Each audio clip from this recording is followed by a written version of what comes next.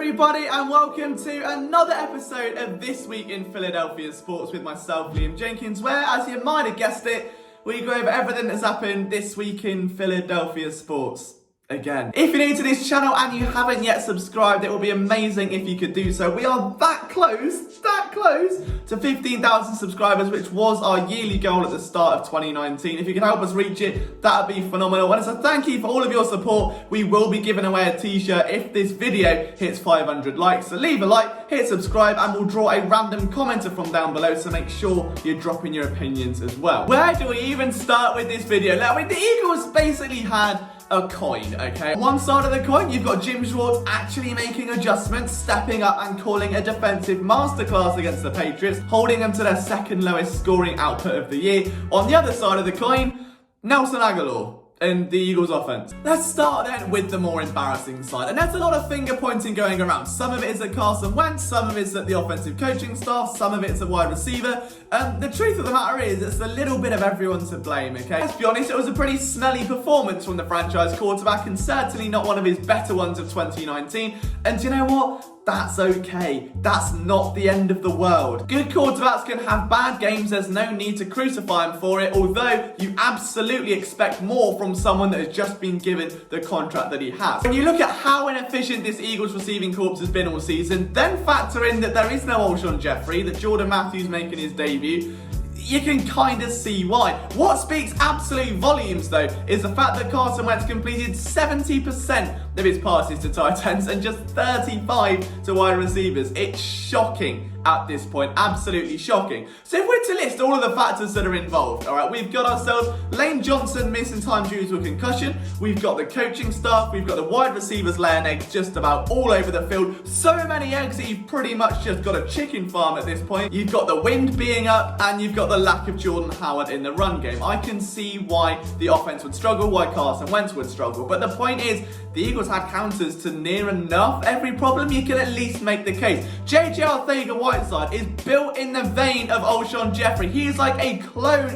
of Alshon Jeffrey. He was great at Stanford, and now for some reason, someone has made the decision to give him 97 playbooks and go, right, learn every route for every receiving position, understand all the terminology, and come back to us when you think you can do it. Big guy, eh? Think you're the Billy Big Bollocks around here. Why don't you go and run every route combination from every position on the field, and only then will you get on the field. That's what you get, you Stanford scum. I don't get it. Why have you drafted a receiver in the second round in the exact vein of a jump ball specialist, and then you give him everything to learn? You pretty much keep him out of action for half the season, and his career highlight is a 29-yard grab in garbage time when the Patriots are playing so far off to try and force the Eagles into a field goal. It's abysmal. It's absolutely shocking. And then you've got Nelson Agholor, who's averaging 22 yards per game. He's the 26th highest paid receiver in the league, and has dropped game-winning touchdown after game-winning touchdown after big-time pass.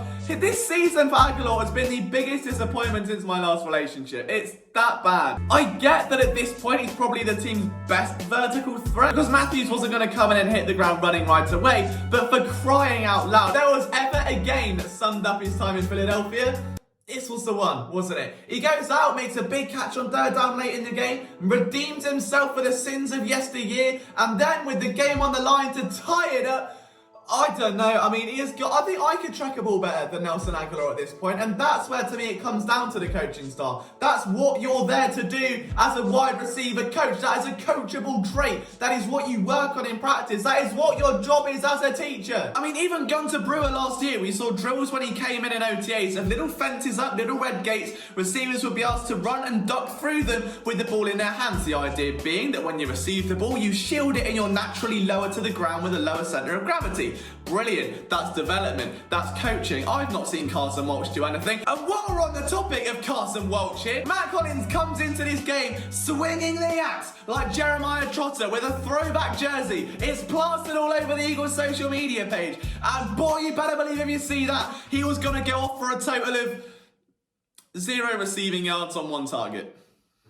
But hey, according to Pro Carson Walsh Focus, he's the highest graded receiver. So don't worry, lads, it's all fine. The receiver room is a shambles right now, and regardless of what happened with the running game, I think the Patriots played a blinding effort in keeping Miles Sanders out of the passing game. Great game planning on their half. The receivers had to do more. Yes, Carson Wentz should have been better. Yes, Halapoulivaati Valentine wasn't excellent. Yes, Carson Wentz was sacked 5 times, and most of them were his fault for standing in the pocket for too long and not throwing the ball. But the point remains. I mean, then you've even got special teams where Jake Elliott, though, fair play to him, became the first kicker in Eagles history to kick 13 consecutive field goals to start the season. But Boston Scott, on a kick return, someone that I've been standing the entire offseason and beyond, decided to just dribble it like Lionel Messi all the way down the side. I don't know how or why he did that, but they got lucky there. Carson Wentz left a lot of the table. The Eagles wide receivers weren't even sat at the table. They weren't even there. They forgot the meal was even happening. They stood him up. Carson Wentz came, sat there on his own, and had to play words with friends while his wide receivers were sat at home. Abysmal. Good news. The Eagles brought back Jay Ajayi last week. You know, a running back who used to play for the team, has injury concerns. What? That doesn't sound familiar. Huh? What? Bad news is, he just stood on the sideline all game. Didn't do anything.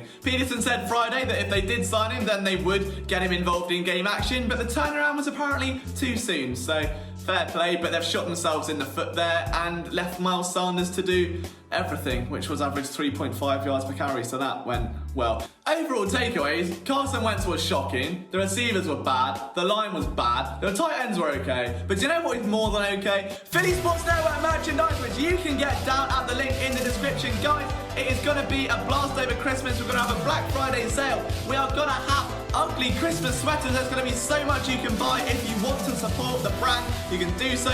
Links down under the video. You can see them all displayed. Go and grab yourself one. They're cozy. They look cool. You can see other people wearing them and be like, oh my God, you're a lovely, great, friendly, iconic, smoking hot person.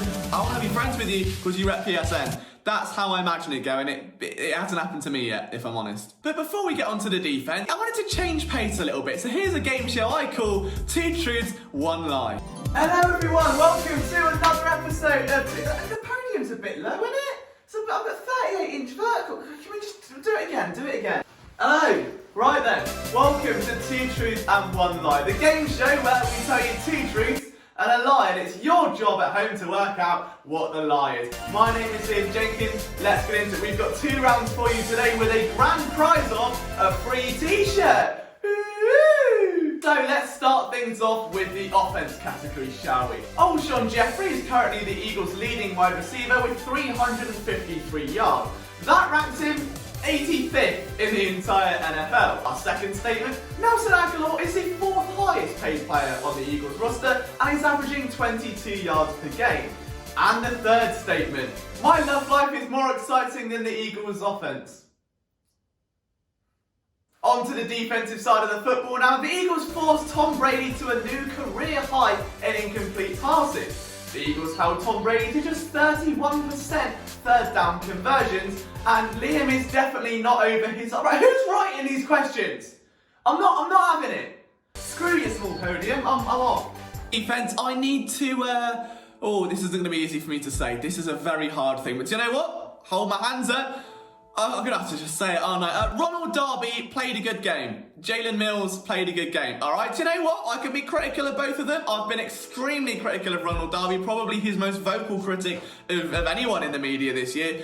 He played very well. I mean, there was a bit of a moment where he just kind of stopped running, isn't there? I mean, that happened against Philip Dorsett, but aside from that, he played very well. Jalen Mills, very, very lucky to come down with that tip pass that somehow reached back like Odell Beckham. Still a more impressive effort than any of the Eagles wide receivers have given, so beggars can't be choosers. But since they've both been healthy, they've played really well. Like, they're aggressive, they're quick. Ronald Darby still ends up on his back when tackling, but the point stands, both of them have actually played really good football, and that says a lot. Like, again, I've been all over Darby this season. I've been critical since day one. He's making me eat my words a little bit now, and I'm really not afraid to say it. But while we're talking defense, though, also another bit of credit to Jim Schwartz, and something doesn't quite sit right there. I mean, isn't it ironic that days after this Jeff McClain article that comes out saying that Schwartz was responsible for bringing Zach Brown to Philadelphia and not Jamie Collins, who's playing at a Pro Bowl level this season, he suddenly calls the best game of 2019, where magically the defense suddenly adjusts And all of a sudden, we've got,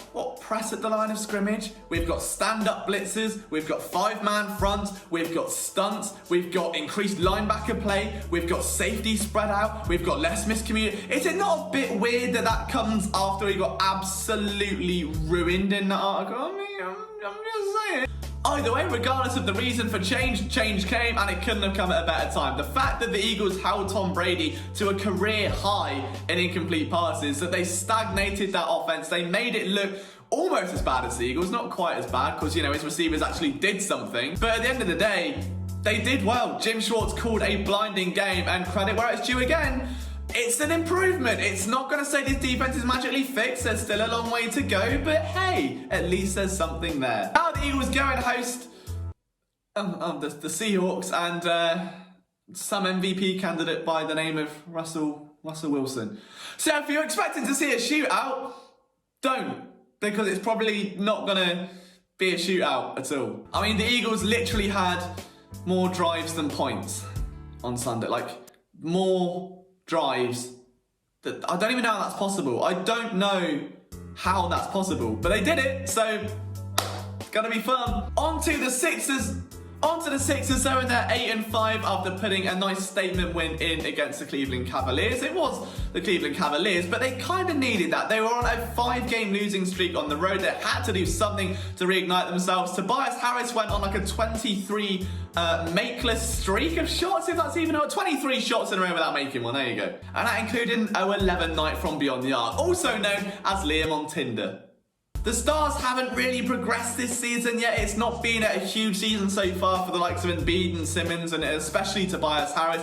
But they're really starting to, I think, find themselves as a team now. Those collapses aren't happening as often. They're still a thing. Turnovers are still a problem, but it's not quite as pressing. And I think we're learning that a lot of the deficiencies can be put down to scheme and the way that the same flaws have gone season to season to season. It's not player, it's more scheme. It's sort of a relaxing thing. You know, you can have trust in the players now to adapt a little bit, and we'll see what happens as time goes on. Also, guys, if you're not aware, there is a Mike Scott Hive event happening on the 23rd of November. Now, I'm not going because I'm in England, but I will be in Philadelphia in a few weeks, so we'll jot that one down. But if you want to get involved, just follow them on Twitter. I think it'll be amazing. I know Zainab's running it, and she is an amazing person for the amount of work she puts into running the Mike Scott Hive. I can see why, because as someone that's trying to plan a Christmas meal for everyone at PSN, planning things is a nightmare. So if you can give her a hand, or just help pick up like litter after the event, or just help structure something, or maybe provide a little something like a free bit of food, I don't know, give her a message, I'm sure she'll appreciate it. The Flyers are on a 3-game skid at the minute, but with losses to the Senators and Islanders, it's not the end of the world. They're currently 5th in the Metropolitan Division. They're doing all right, and I think that's a good thing. Like, they've got depth at the goaltending position now, which is absolutely a good thing. But more importantly, like, they've just got to work out how to play 3 periods of complete hockey. The first one's always brilliant. They burst out the gate prematurely, and then the second and third, it slowly slips away, and they let things crumble, which has kind of become on brand for the Flyers. But they've called up Morgan Frost, and we'll see what he can do now, if he can maybe add a little bit of spice onto that back end. But either way, I mean, the Flyers season so far has been a lot less disappointing than it was last season, which is saying something, right? The Phillies and the Union haven't done anything, and that brings us to the end of the video. So guys, thank you so much for watching. Again, if you're new to this channel, it would be amazing if you could hit that subscribe button. If not, don't worry about it. If you want to follow me on Twitter, it's @LiamJenkinsPSN. See you soon.